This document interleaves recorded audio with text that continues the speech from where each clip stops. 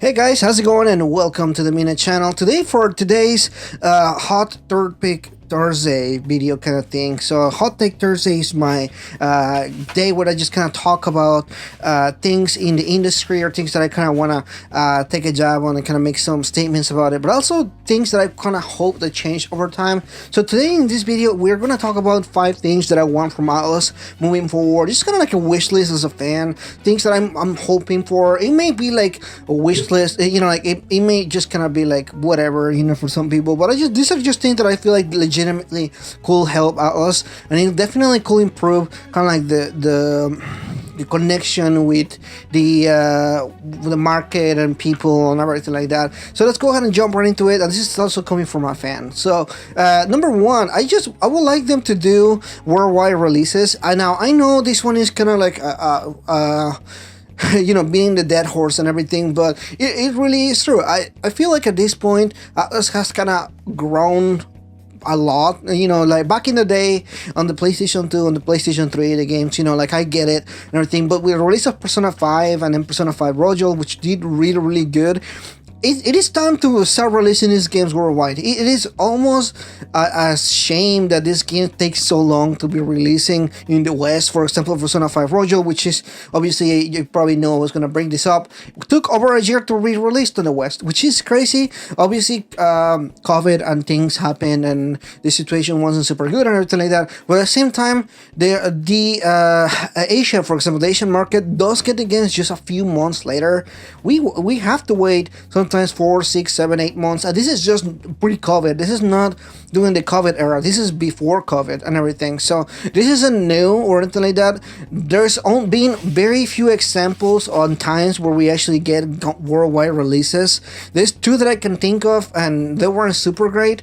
One was super great, but the other one wasn't. So one is Tokyo Mirage Session was released worldwide, but I feel like this is something to do with Nintendo. I don't think it has something to do with Atlus themselves. Now the other one, which was released recently, is Persona 4 Golden. Now this one obviously was a much bigger release, and it had quite a bit of people that were excited and happy for this one. But at the same time, if you think about it like that, it does kind of make sense as well. It's a big release. It's Persona 4. You know, with the success of Persona 5 Royal, it just kind of made sense. But it still brings the bigger question is, why are these games not being released worldwide? And the only other game that we know that is going to be releasing worldwide is Persona 5, Shin Megami Tensei 5. Now, with Shin Megami Tensei 5 is one that we already been waiting for some time. We actually still don't have any news and everything, and I'm still hoping they're shooting for that worldwide release. But it also begs to the question is, why are we still not getting some of these games worldwide? You know, like Nocturne is coming out this year, was not released worldwide. So is there something going on? Is there something that stops them from doing that? Do they just feel like they want to test the Japanese market for and everything like that? Now, as my number 2, and this one is one of the things that I do want to address the most, and I don't want to come this, I want to come off as somebody like entitled or anything like that, because I definitely don't feel entitled to anything, but we are consumers. And one of the things that really bothers me a lot is the way that Atlus treats everybody outside of Japan, which is not good. You know, like I feel like over time, us fans, people that have been sticking with Atlus for like 10-15 years, we bought a ton of their games, we spent hundreds of dollars or thousands of dollars really on the products and everything, and it sucks to be sometimes, like whenever they do surveys, for example, that are only addressed to Japan, or there's a lot of releases that are only addressed to Japan, there's a lot of events that they do that are only made for Japan, and all this stuff can, like, it really does bother me, because again, as a long-time fan, as somebody that has been in the series for some time now, it does make me feel like that Atlus is just excluding the Western audience for no reason. Now, I do know from a lot of interviews and from a lot of the talk, they do look at Japan as their main target, like as their target audience for the games and for the products and everything. But that is wrong. It's wrong because the biggest amount of money doesn't come from Japan anymore. And if you're a business and you're interested in making the most out of your money, you need to start looking at the bigger market. And I mean, Japan is a capitalist country, like a lot of countries like here. And if you really think about it, you gotta go for what the bigger target is. You want to earn the most of your money. You really want to maximize your profits. And the way you do that is by looking at the overall market. Market is what chooses what's next, not your target. You can choose a target audience, but at the end of the day, what buys, what sells is what you're gonna go for. And at this time, I just kind of want to say you gotta focus on not only just Japan. The rest of the world is really investing a lot more than Japan itself, and I feel like we all just kind of like fans and consumers, we also do deserve that kind of respect. If anything else, releasing things like there's some DLC that comes out in Japan that is never in the West. There is some even things like themes and icons and stuff like that that are never really released in the West. There's just a lot of that kind of stuff that is just kind of sometimes like, why is this stuff not come out in the West? There's no reason. It's not like we're different. Sure, we're different markets, but things are still gonna sell, and it doesn't really cost them anything to release the picture on the PlayStation Store. Like, nobody's gonna go broke over it. If anything, they're just gonna get a few sales out of it. So it's just it's bizarre. A lot of these choices that they do, they don't really make sense. And again, with the market being as big as it is, and with the West buying as much as it does of this particular series, it's a particular Persona, but Shin Megami Tensei and other series do apply to this as well. So I just hope that they kind of see the market as this bigger target audience that they can now aim to. Not saying that it's still bad. They can still model things around Japan and everything. Obviously, they're a Japanese company, but I do want to say, like, our market is still big. We also have something to offer, and obviously they do release the games in the West, so they do want to sell them in the West as well. So my hope is that one day, just that you see the overall bigger market, not just the target audience, which is Japan. So moving up next here, I would like to see more, and this is obviously part of the kind of same trend of stuff and everything like that.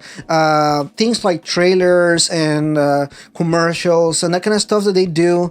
Most of them really get released in Japanese. Maybe if they could just put like subtitles or something like that, in like that will go like a long way. I'm not expecting the trailers to be like fully dubbed yet, especially if they're still working on the game and everything. But just having a game release and they just have like subtitles on it, or like the trailer game releasing and then with subtitles, that'll be like a long way. They did this one time, they did this twice. They did this for Nocturne, and they did this for the Shin Megami Tensei 5 Nintendo Direct trailer. Now, obviously, these two were translated because they were gonna show up at the Nintendo Direct, but I feel like everything that they show should be released in the same state, at least with subtitles and everything, because they obviously were aiming for the Western audience in this one because they had the trailers. That's kind of like part of the stuff that they were going for. So I do feel like if they are able and capable to do something like that for these two games, they should be able to do this for other games. The Atlus Tube has a ton of trailers. They always release new stuff and everything like that, and I'm just hoping that they can just do a little bit better with that. Well, my number 4 point is actually something directed to like the PR system, or like the people that they have managing the websites and the Twitter and Instagram and things like that. First of all, you guys are doing a good job as far as like advertising and everything like that, but also would like to see them kind of like get closer to the community itself. Maybe like speak to like maybe some YouTubers, or like there's gonna be some kind of communication. I just don't feel there's more communication there. And again, I get it. You guys see the the Twitter and the Instagram and as like ways to advertise games, but there's more ways to advertise games than literally just posting trailers and pictures and everything like that. Speaking and getting like closer to the community, they do have the hashtag Atlus Faithful that they share some pictures every once in a while, but I do feel like if there was like ways, like if they did like interviews with the YouTubers, or like maybe like things like review codes for smaller YouTubers or things like that. There's a lot of different aspects that they could kind of connect more with the community. I've seen a lot of other companies do really good with that. Capcom is one of them that they do pretty good job. Sega Europe does really good. There's all these other companies that I'm really big fan of, and they really do try to connect with the community, and even smaller other things, like for example the Fall Guys page, which is, Fall Guys just kind of had like this rise overnight, and they had like a good like system where like they were talking to people, they were sharing memes, they were doing all this stuff like that, and that does kind of feel the community united. It does kind of, even if it's just things like memes and stuff like that, it already goes a long way, because they do kind of feel like they're interacting with the community and talking to them and kind of connecting in some kind of way. That stuff is good. Again, that does make me want to play Fall Guys, even if I was never really a fan of them or anything like that. You're seeing like the way that they do events and like talk to the community and things like that. It does make me just kind of want to try the games and everything, just because of stuff like that. It, to me, that is better than just sharing trailers and videos and everything like that. It just goes a long way for me. And my last point here, and this is just kind of overall, I want to say thank you to Atlus and the teams and the developers. They've done an amazing job with all the games that they released so far. Know they're working really hard. I know they got worked through COVID and all this pandemic and everything. And I just want to say thank you so much for everybody in the developer teams, or even Atlus West that worked on the translation for the games and everything. It is appreciated. I do appreciate you guys, and I appreciate everybody that worked hard on these games. Your work is seen. We do appreciate it. And although at the end I mention all this stuff, I do want to say thank you so much. Your work is appreciated. What you do is appreciated, and I know the community behind me, or like everybody else here, we do see the work that you do, and we do love the games. We're fans. We always like look at the games and do discussion videos here talking about stuff and everything. And it's just never it's never enough to just say thank you, because I don't know. It's just a word, right? But